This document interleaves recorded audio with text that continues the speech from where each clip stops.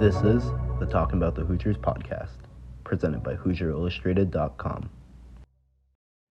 Hello, ladies and gentlemen. Welcome back to the Talkin Bout the Hoosiers podcast, presented by HoosierIllustrated.com. I'm Drew Rosenberg. I'm joined by Alec, Lasley, and we have a special show today with Indiana football heading into their first real test on the road out west against UCLA. And then to wrap up the show, we have former IU basketball manager Josh Baskin joining to talk some IU hoops. Alec, how are you doing today? I'm doing good. How are you doing? I'm good. Like when we were with Kyler never asked me that, so it's nice to, Yeah, he doesn't care. He doesn't care. He doesn't care about you. It's all about him. Yeah, exactly. Kyler, if you're listening to this, we're gonna pretend this didn't happen for next week though. But last time we hopped on the podcast, it was Indiana heading into a Friday night matchup with Western Illinois, and they took care of business, and that's an understatement. 77-3 school record for most points in a game. I think the previous record was set in 1901, and then also a school record for most total yards as the Hoosiers surpassed 700 with 378 passing yards, 323 on the ground. All-out dominant performance. Alec, what was kind of your initial takeaways from that game? Yeah, I mean, look, the biggest thing with games like this, Indiana goes into this one, completely significantly better in every category, right? So you go in with the expectation that it's not going to be much of a game itself, but I think the biggest thing is, especially coming from week one, where it was a dominant first quarter, kind of first, maybe 20-ish minutes of the game, and then right after that, they had the little slip up, and then going into the third quarter, right, they just a lack of intensity and energy really was kind of the main takeaway from week one. And Curt Cignetti and a lot of the players talked about that post game and kind of leading into last week, what they really needed to focus on. So that was kind of the biggest takeaway right there, is their ability to stay focused. Doesn't matter who you're playing, right? To put up 77 points, to win by 74 is something that you typically never see in college football, regardless of who the opponent is. And the biggest thing that I really look at when it comes to that is, a lot of people want to talk about how games specifically like that you can't really take anything from because of the opponent. Well, I don't necessarily disagree with that. It's also not something that you can kind of totally just throw off to the side, because there were a lot of really good things that they did do. And, this is a game that Indiana would not have won 77-3 last year, the year before that, right? So it's a lot about, the mindset and the personality that they take on from Curt Cignetti and the rest of this coaching staff, and their ability to really put the foot on the pedal and take advantage of basically every opportunity that they were given. And that's what they did. And, that's a real kind of building block moment going into not only next week, right, but the rest of the season. Obviously, you want that to carry over right away into this UCLA matchup. But it's something that, if they're able to sustain that sort of energy and mindset throughout the rest of the season, a lot of those kind of 50-50 games that we look at right now are probably going to be more on the side of 70-30 for Indiana, just because of their ability to be mentally tough, which is something that they obviously had not been able to do over the course of the last 3-4 seasons here. You talked about last year, and you just look at the non-conference schedule last year. Louisville was a close loss. I'm gonna just ignore that game because that's a good opponent they had on the schedule. But you had Indiana State and Akron last year. Indiana State, I think it was 41-7, but even still, it looked like a great blowout. I mean, they were only up 17 points at the half, and the difference I'm noticing is Indiana put this team away very quickly. They handled business immediately. They got the starters out of the game earlier, and then they kept putting it on. And then Akron, Indiana should have lost that game. I remember I was in the end zone behind when the Akron missed the chip shot field goal to win. That's another, these are teams that, in the past, Indiana might have played it with their food a little bit. And now it seems like they're putting these teams away. And I want to jump back to week one for a second. Ford International, everyone's kind of glossing over, it was a good blowout victory. Maybe the offense wasn't great in the second half. But I don't know if you saw what Ford International did in last week. But they went and beat Central Michigan 52-16. Central Michigan, a MAC team, so that's not like they're beating an FIU, an FCS opponent. Yep. So Ford International is not as bad of a team as maybe we thought they were after week one. So it kind of makes that that week one win look even better for Indiana. Yeah, no, absolutely. I mean, that's the biggest thing, right? Is with this roster, with this team, with this coaching staff right now, the biggest point of emphasis should be, taking week one, building that into week two, taking week two, building that into week three, and so on and so forth, because you need to be able to build, everything that Curt Cignetti's talked about this offseason, and being able to look at what's happened over the last 9 months and put that into tangible wins and losses, right? That's been the most critical thing through 2 weeks. And now you look at week three, which is obviously the next game on the schedule, but more importantly, right, the Big Ten opener, a road matchup, but also, one with a lot of national relevance, right? You're going to play at the Rose Bowl in Pasadena. You're playing a UCLA team that, albeit has a very much different roster than what it was a year ago. Also a different head coach, first-year head coach, a guy who's struggled at times in big media moments. We all remember what happened at Big Ten Media Day, right? He's just not someone who kind of exudes a lot of confidence when he talks.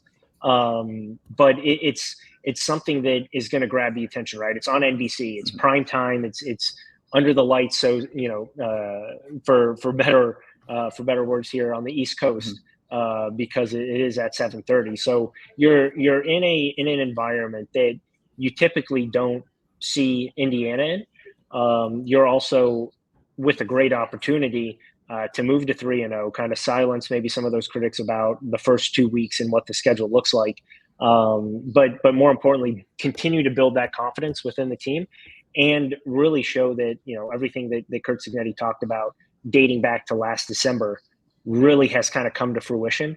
And I think that's the biggest thing inside the locker room more than anything else, is if they're able to go pull out this win, regardless of if it's 3-0 or, 30-0. I think that's going to be the overall sentiment in the locker room is, hey, doesn't matter how we win, doesn't matter where we win. Again, doesn't matter where we play. We truly do believe in, the guy next to me, the coaching staff, the coaches on the sideline. They needed to see some wins to obviously fully buy in if they weren't already. But I do think a game like this on Saturday really has the ability to kind of take this team to the next level in terms of overall belief of what they are able to do. And so I think that's the biggest kind of storyline that I'm looking into is, if they are able to come out with a win, that really does have the ability to jumpstart this season. Tough to say since, you just put up 77 points the week before. But I do think if they do come away with the win, that's something that really could jumpstart the season. And you start kind of looking at the rest of the schedule. And again, we've talked about this dating back to when the schedule was released. Very easy schedule for Indiana, right? You already have 8 home games. The away games are not necessarily, right? You have Northwestern, who doesn't even have a home field at the moment, right? Some of these games are just not as difficult as it would be historically. So, you try to take advantages, as much as you can. Like Curt Cignetti said, right? It doesn't matter where they're playing, who they're playing, who's on their schedule. The next game is the next game. And I really do think, this team has that mindset. But I do think a win on Saturday could kind of catapult this group into a new, even a new mindset and a new kind of newfound confidence, because everything did kind of pay off over the course of the last couple of weeks to really see it come to fruition against a Big Ten opponent, and an actual Power 4 opponent, as opposed to Western Illinois and Florida International. Yeah, it's a statement game, to say the least. I've been saying it all week. I mean, I think we talked about at the beginning of the year, all off season. This was the game we kind of all circled. Like, this is the game that is I don't want to say define the season, but it honestly might define the season, because if you win this game, you get Charlotte at their, I think next week too. So then you have a good chance to start 4-0 before going Maryland at home, the Northwestern game you talked about.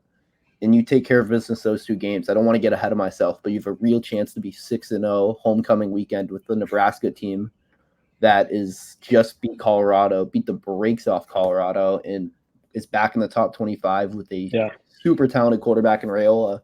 And now you're looking like, okay, Indiana's already bowl eligible 6 games in. I mean, last season we talked about talked about it a few times, but they won 3 games last season. Indiana, they win on Saturday night. They matched their win total from last year, and they surpassed the win total from 2021, that season where there was so much expectations coming in.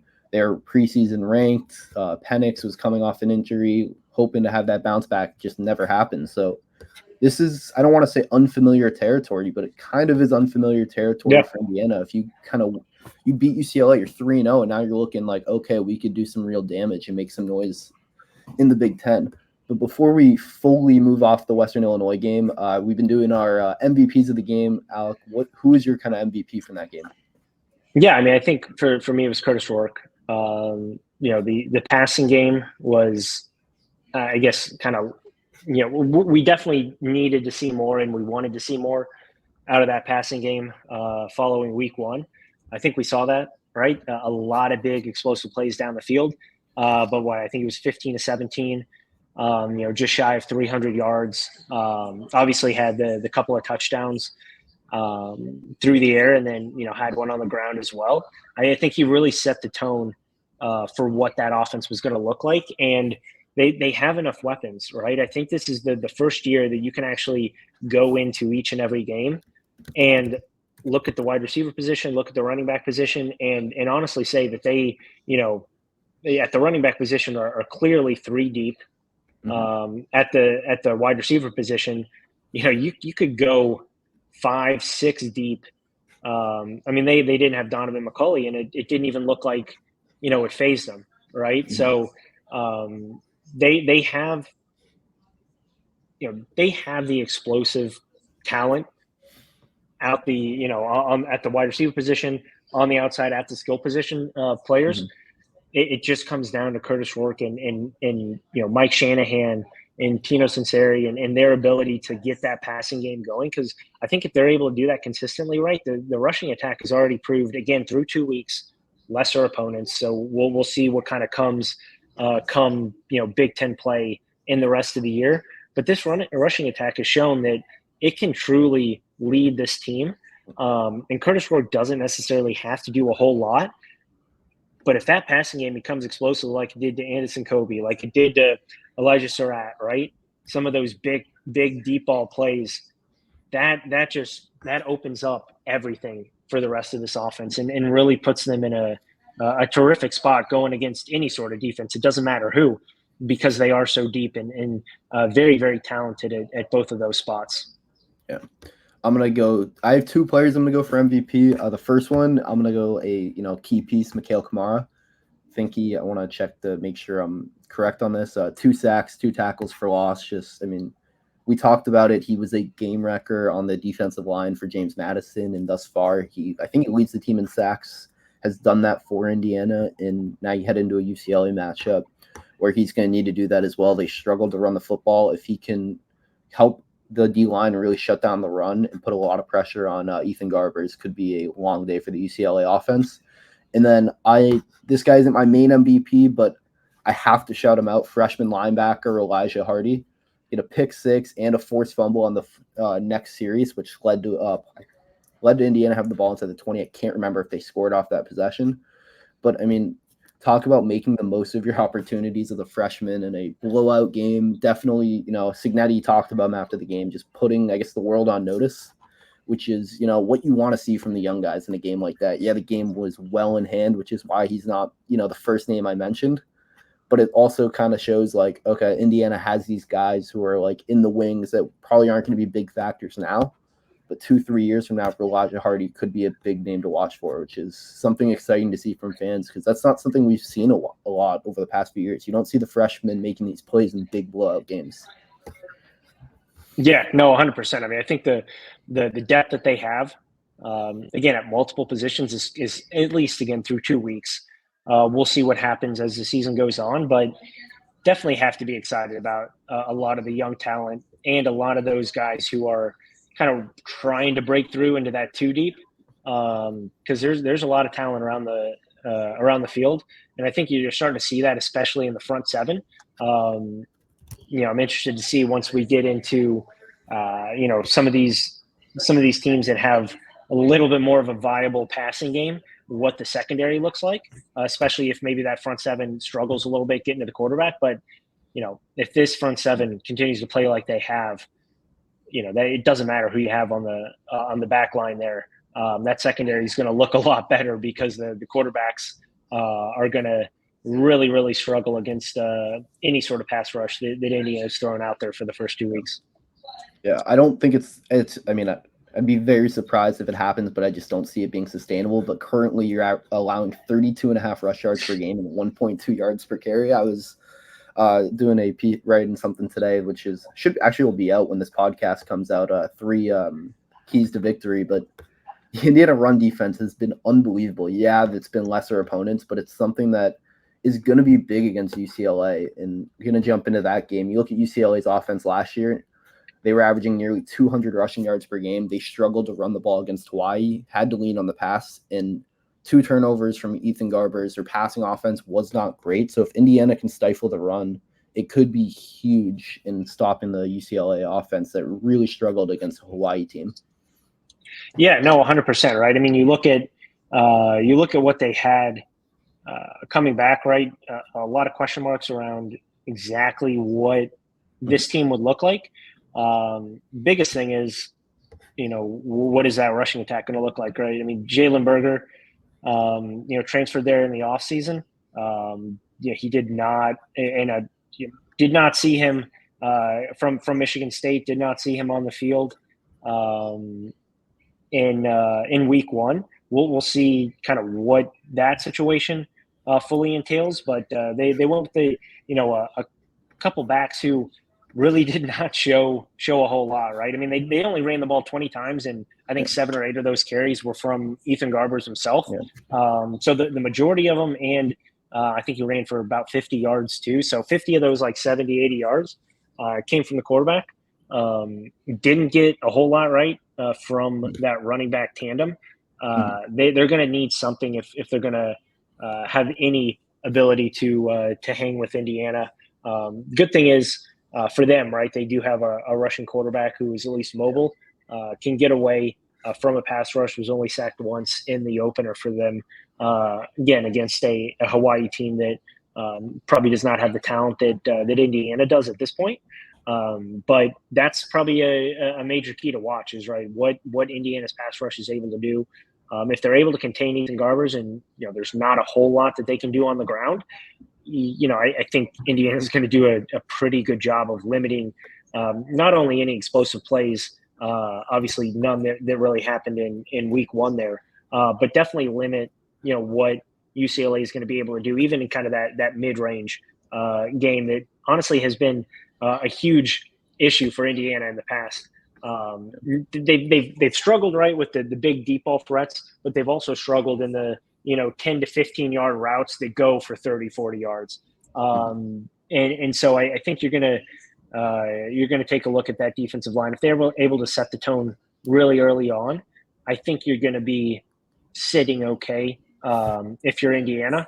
But that's going to be the biggest thing for me is kind of what this pass rush looks like, kind of how they limit the mobility of Ethan Garbers, but definitely what that running back room looks like for UCLA.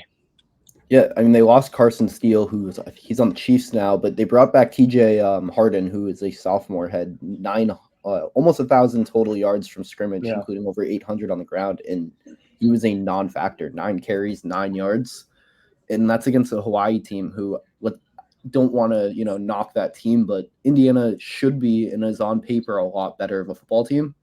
Yeah, it's week 1, and now UCLA had a week off ahead to prepare, and they have an NFL offensive coordinator in Eric Bieniemy, I'm sure he has something dialed up, ready to, I guess, from what he's seen from Indiana to, I guess, counter that. But it's forcing I almost said Carson Steele again. It's forcing Ethan Garbers to make him be a passer. I mean, Cignetti talked about it in his Monday presser, keeping him in the pocket, make him beat you with his arm, not his legs. And we've seen it. He struggled with turnovers. He had 2 interceptions. I think he was 50% completion percentage too. Really not a great game from him, and that offense struggled. And I think the biggest thing, I mean, you look at that, Indiana's not turned the ball over this offseason, and it's been a big thing for Curtis Rourke. He takes care of the football. even if it's a 3 and out, it's better than a turnover every single time. I mean, we didn't see him at all, but James Evans is a weapon. And with the defense playing the way it is, and if UCLA's offense continues to struggle, even if you're getting 3 and outs, you're making them have to take it 70 yards down the field versus forcing balls, which lead to turnovers, where now they have a short field and you're helping that offense. I think the biggest thing is going to be winning the turnover battle for Indiana. Yeah, I don't disagree with that. UCLA has some good wideouts. They just were not able to show that week one. The unfortunate thing, right, for Indiana is they didn't have a week 2 game. I think that's just, again, the biggest question mark going in is kind of what this UCLA team actually is. A lot of question marks around a lot of different positions. Defense was very solid. I think they ended with 6 sacks. Yeah. So the pass rush there is going to actually be the first real test that Indiana's offensive line goes against. And that's, going to play a lot into kind of what that run game looks like, ultimately what that pass game looks like as well if you're not able to run the ball. But I think, from a major difference from the past couple of years is this team is now turned into a almost a pass-first team in terms of getting the tone set early through the air. That opens a lot, especially kind of deep in the first possession or once that second possession begins on the ground. Whereas, again, I think it was the last 2 years, right? You could almost draw up a run on first and second down every single possession. Or screen. Indiana. Yeah, or screen, right? So everything was so predictable. Even if they know it's going to be a pass, again, you have 5-6 different wideouts that have the ability to get open, have the ability to make the man miss. And we haven't even really seen a lot out of the backfield from these running backs catching the ball as well. And they all have the ability to do that. So I think you're going to see, a much different Mike Shanahan this week in terms of not how he calls the game, but I think of how some of these guys are used and how frequently maybe he goes to some of these running backs earlier in the game. I'm interested to see, if any of that changes, especially if maybe they get behind to start, because Indiana hasn't obviously played behind at this point in the season. So we'll see what happens. I think Indiana is going to take care of business. I do. I think there's just too many questions around UCLA at the moment, and I just, for the first time, I truly do think Indiana is just way more talented than their opponent when it comes to a Big Ten opponent, right? You couldn't normally say that in the past, but I do think from top to bottom, at almost every position, they are way more talented than UCLA, and I think they're better coached, and they have a better system in place. So we'll see what happens. Hopefully the jet lag doesn't kick in too much. I know they're getting there a little bit early this week to kind of settle in. But obviously a lot of hoopla, a lot of talk around the game. Curt Cignetti's been very evident that he's trying to put that to the side. But we will see if that actually happens and materializes itself. Yeah, you mentioned you talked about the pass rush at first, and I want to touch on that. I mean, they lost Latu, their best pass rusher, who's now a lot of Indiana fans know he's a Colt now, but they still, were really good at getting to the passer against Hawaii. I think it was five sacks from 5 different players. So it's protecting Rourke's going to be big. But if you can keep Rourke upright, there were holes in the secondary. You look at UCLA's number one receiver. I'm definitely going to butcher this. Polfele, I want to say Ashlock, but had over 100 yards on, I think he had 9 catches, 112 yards, and a touchdown for Hawaii. There is going to be holes. A guy like Elijah Surratt will have opportunities over the middle, and if Indiana can keep Rourke upright and protected, the passing game could be dangerous. And it's just going to be, as you mentioned, what kind of game script is Mike Shanahan going to call? How much are they going to push the ball downfield? But before we wrap up and jump in, I jump into that interview with Josh Baskin, that former IU basketball manager. Alec, what is your official prediction for this game? Indiana's a 3-point favorite with an over/under 46.5. What do you see as the score? Yeah, I think it's going to be something like 27-13. I think Indiana just gets out to a good start. I think their offense is just too deep for for UCLA, and I think one thing that this defense does very well, that I think it struggled with in the past, was they play with a lot of energy, but it's very controlled. There's never a kind of an anxious feeling with that group. They know when to kind of turn it on, and I think they're going to be able to do that once again. I think they're going to be able to really shut down any sort of explosiveness from UCLA. I think the pass rush is going to continue, because they have it from more than one guy, and that's the biggest thing, right? It's 3, 4, 5 different guys that Indiana can really throw at you, and they're so deep in that front seven that was a huge question mark coming into fall camp that has now turned into the strength of this team, which is super exciting to see. But I think they have too much on both sides of the ball. I think they get out to an early lead, and then that defense just kind of takes over and kind of puts the clamps on, and then the rushing ability of Indiana kind of takes the wins out of any sort of sail for UCLA. Yeah, I'm in a similar boat. I'm thinking 27-20, but I think when I say 27-20, it sounds a lot closer than in my head. I see it being one of those games where Indiana is going to be comfortable. Maybe UCLA gets a late score to cut it to one possession, but one of those things where it's just not enough. I think you mentioned it. I mean, we've talked about it at length. Indiana, it's weird. When's the last time Indiana's been on the road and we're like, all right, they should win this game? Definitively on paper, you look, they are better at most positions. It's a weird era, and it's a good place to be for Curt Cignetti in just 3 games into his tenure as coach. Yeah, no, absolutely. I mean, look, at the end of the day, it doesn't matter what the score is. If they come out with a win, I think everyone's going to be happy. Yeah, for sure. And with that, we're going to wrap on Indiana football and jump into this interview with former Indiana basketball manager Josh Baskin. Now joining the show, we have former Indiana basketball manager and current assistant video coordinator for the University of Portland basketball team, Josh Baskin. Welcome to the show, Josh. Thanks for having me. Yeah, it's great to have you, Josh. So your first, you were a manager with Mike Woodson in his first year as a college basketball coach. What was that like, and what was your overall role with the team? Oh, I mean, it was an incredible experience. They do a great job of, helping young people who want to get into coaching, just preparing them for the world of basketball and getting into that role. Like, as a first-year manager, you can almost have as little or as much involvement as you want to. Like, I tried to really take advantage of that. So some of the stuff that you're doing as a manager, you're helping with workouts. You're on the floor with practice, getting ready with the towel, ready to run down and wipe up any sweat stains on the court, getting the guys water. But you're learning a lot. You're like sitting in on workouts. You're helping rebound. You're just soaking everything in.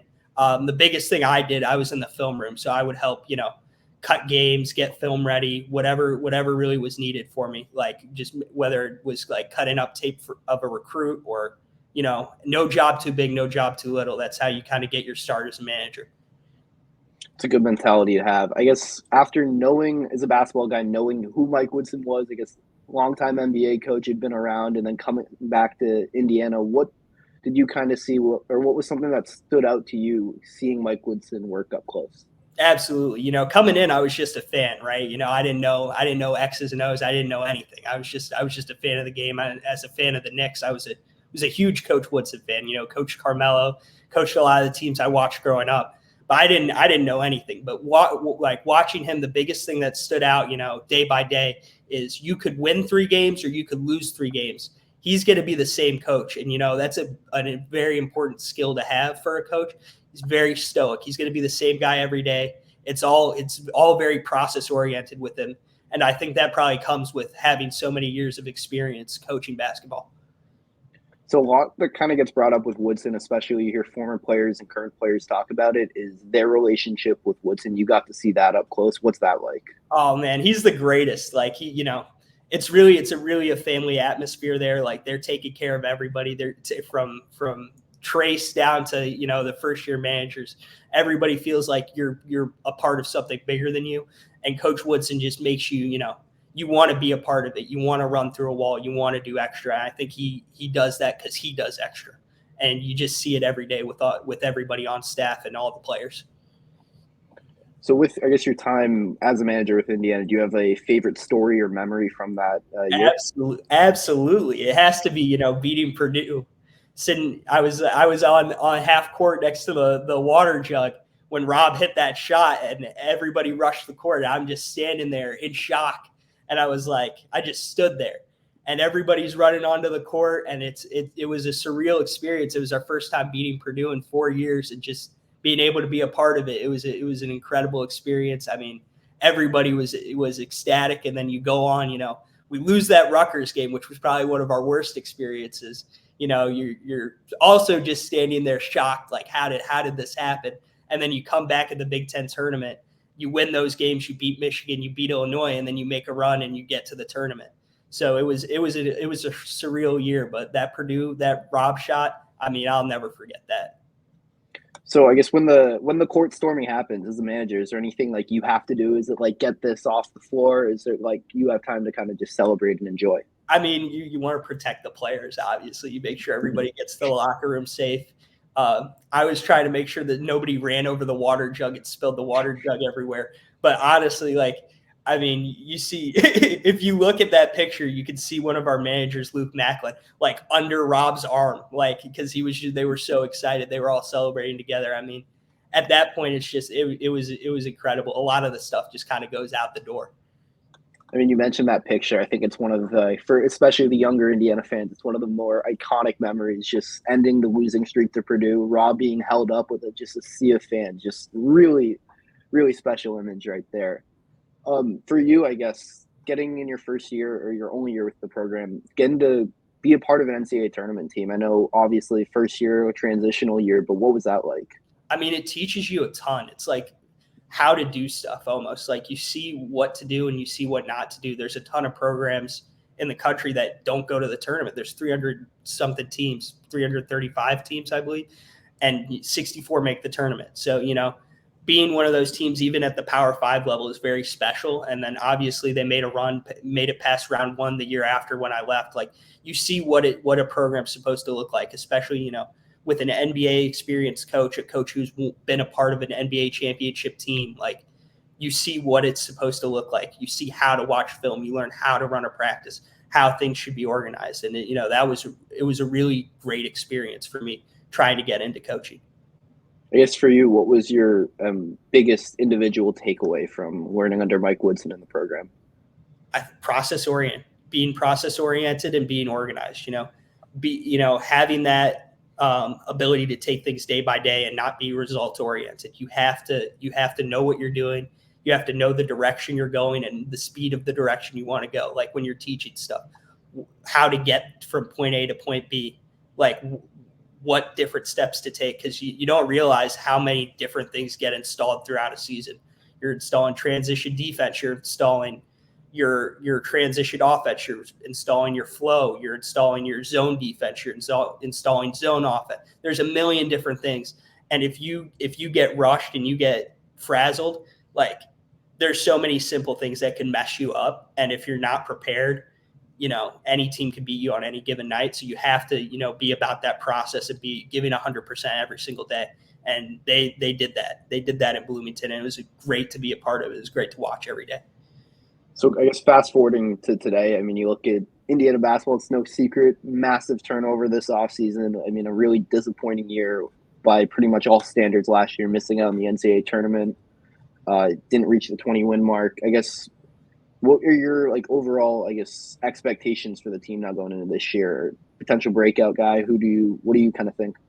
Yeah, I mean, it was really unfortunate what happened. They caught a lot of bad breaks. I think, there was a lot of bright spots, though. You look at a kid like Gabe Cupps, stepping into a big role when X was injured, just taking over. I mean, you got a lot to look forward to. I mean, there's a lot of good kids on the roster this year. I think Balu brings something that you haven't really had in the past years.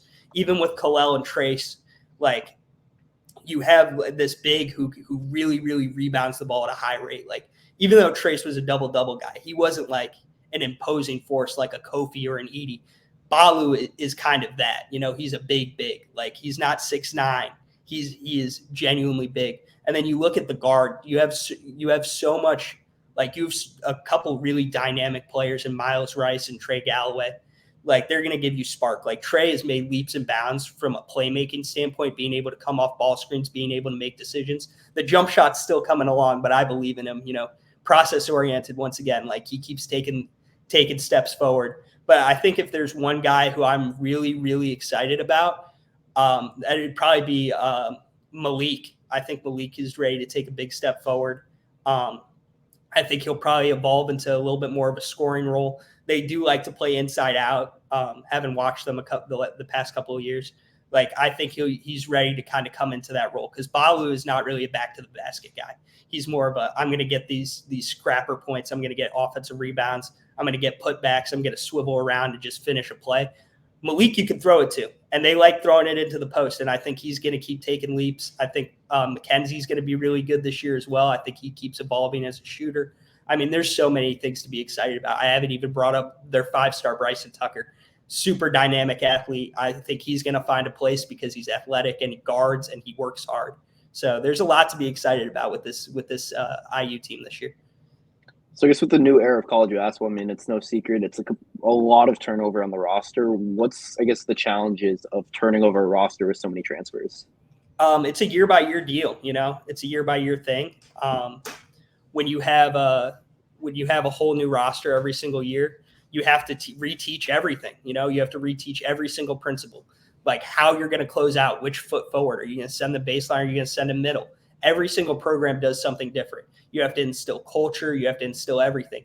And so when you have a big roster swing like that, you're starting from scratch instead of, okay, we're going to teach the freshmen this. We're going to teach 1 or 2 new transfers this. Instead, you're teaching 6, 7 guys. And that's where you need guys like Trey, and you need guys who've been in the program for a long time to be that voice and help guys along and, really carry the program forward.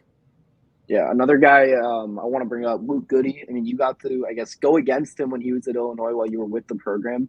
What does he kind of bring to the table for the team? I mean, it's something that, we haven't seen since Miller Kopp. This is a knockdown 3-point shooter, man.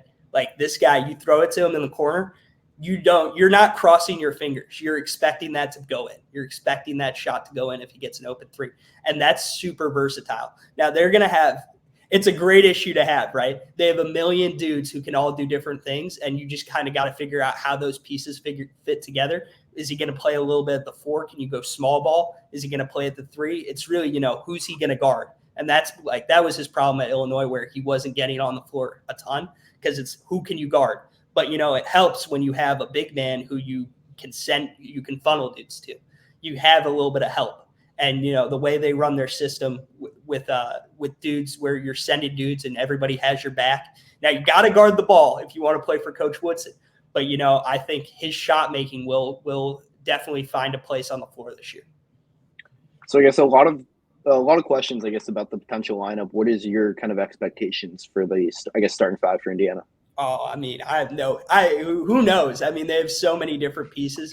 I think you're going to see a lot of Miles Rice. I think you're going to see a lot of Carlisle. I mean, I would be shocked if Galloway isn't starting. I mean, he's been a foundational piece in that system for the past couple of years. He's a leader on the court. He's a leader off the court. He's a glue guy. Like he works hard. He blows up screens. He does everything you want to do. So I would imagine them. I would imagine McKenzie is going to start this year. Malik and probably Balu, which is it's a filthy lineup, man. Like there's a ton of athleticism. There's a ton of size. Reminds me a lot of those Tennessee teams where they're punking you defensively and they're scoring a ton in transition. But they have some shooting, especially if Gallo gets back to where he was shooting above 40% 2 years ago, when it's like, he's got an open shot. That thing's probably going to go down. Yeah, I mean, you mentioned it. It's a good problem to have for Indiana. I mean, having so many guys that you can play and guys that can play at a high level. I've said it before. Obviously, we don't know the starting lineup, but if Trey Galloway ends up coming off the bench, he's my early pick for Big Ten Sixth Man of the Year, just because he can do so much for you. I guess for you, so what are your expectations like for Indiana basketball as a whole this season? I mean, I would hope they go back to the tournament. I mean, the expectation every year is to win a Big Ten championship. That's the standard. The standard is the standard. So, but I believe they can do this. I mean, they have a great staff. Coach Woodson's a great coach. They recruited great players. I think they'll put it together this year. All right, Josh, thank you so much for joining the show. As always, for all things IU athletics, follow Indiana_FRN on Twitter, Facebook, and check out the HoosierIllustrated.com website. And make sure to subscribe on both YouTube and Spotify. Hoosier Illustrated has also partnered with Tom Brady's company, Autograph, to streamline our coverage so you can do what you do best. Follow IU Sports. Use the code IndianaFR to get started today. Thank you for tuning in to Talking About the Hoosiers podcast. We'll be back next week.